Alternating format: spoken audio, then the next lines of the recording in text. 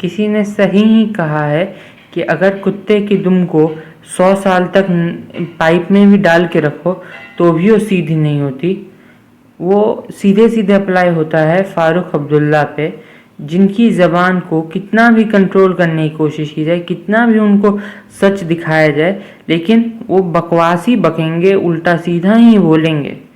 अभी हाल ही में उन्होंने बयान दिया है कि जो कश्मीर के लोग हैं वो भारतीय नहीं रहना चाहते, वो चीनी बनना चाहते हैं। वो खुद चीनी हैं, वो भारतीय नहीं हैं।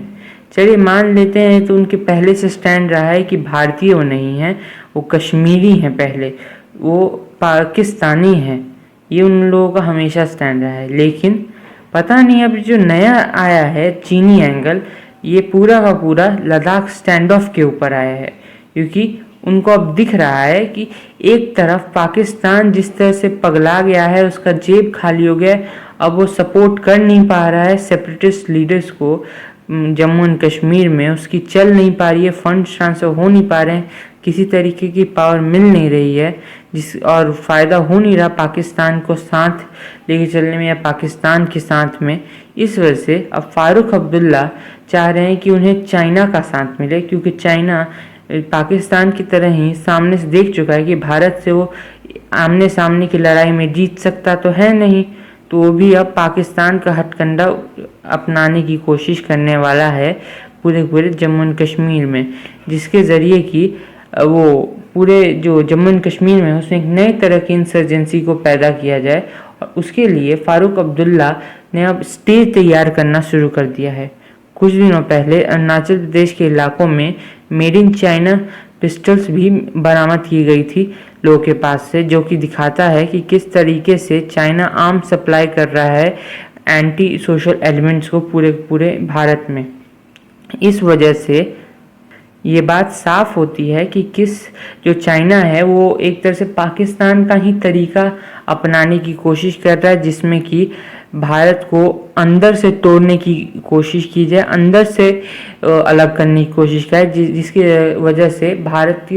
की जो फोर्सेस हैं वो डिवाइड हो जाए। लद्दाख के जो स्टैंड ऑफ है, लद्दाख में जिस तरीके से भारत का एक स्ट्रॉन्ग स्टैंड रहा है, ब्लैक टॉप पे कब्जा, इन सब चीज़ों के बाद से चाइना पूरी तरह से पगला गया है। उसकी हालत अब ये है कि उसके सैनिक रोते हुए आ रहे हैं बैटलफील्ड पे। मतलब वहाँ के सैनिक चाह नहीं रहे हैं, वो जानते हैं कि हम जा रहे हैं, मरने के लिए जा रहे हैं, क्योंकि हम वहाँ पे मरेंगे ही अगर युद्ध हुआ तो। और उन्हें पता है कि चीन का जिस तरह से पागल हो रखे हैं चीन में लोग, शी जिनपिंग पागल हो गए हैं, उन्हें युद्ध ही चाहिए, उन्हें कुछ और नहीं चाहिए। इस वजह से फ़ारूक अब्दुल्ला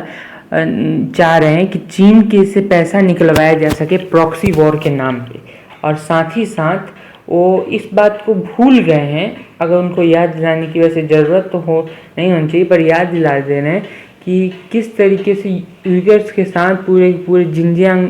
ऑटोनमस रीजन में हश्न किया जाता है, वहाँ के पे मुसलमानों का, वहाँ पे उनको उनके फेथ को फॉलो नहीं करने दिया जाता, उनको किस तरह से प्रताड़ना दी जाती है, उनके जो मॉस्क हैं वहाँ उनको टॉयलेट बना दिया जाता है। मतलब और ऐसे चीन के साथ जो कि उनके ही धर्म के लोग हैं, जो कि धर्म करते रहते हैं, उन्हीं के साथ वो जाके बैठेंगे, उन्हीं के साथ मज़े रहेंगे और उन्हीं का काम करेंगे, और तब कहेंगे कि हम कश्मीर के लिए लड़ रहे हैं, हम इस्लाम के लिए लड़ रहे हैं, जो और उन्हीं का साथ देंगे जो कि इस्लाम को तबाह करने में लगे हैं। ये तो माशाल्लाह है, पता नहीं इतनी हिपोक्रेसी तो मैंने कहीं शायद से देखी नहीं है, सिवाय बॉलीवुड और कुछ और जगहों के। ऐसी हिपोक्रेसी वैसे कांग्रेस में भी पाई जाती है, क्योंकि कुछ कहते हैं हम देशभक्त हैं, और तब जाके पाकिस्तानी लीडर से जाके गले मिलते हैं बड़े शौक से,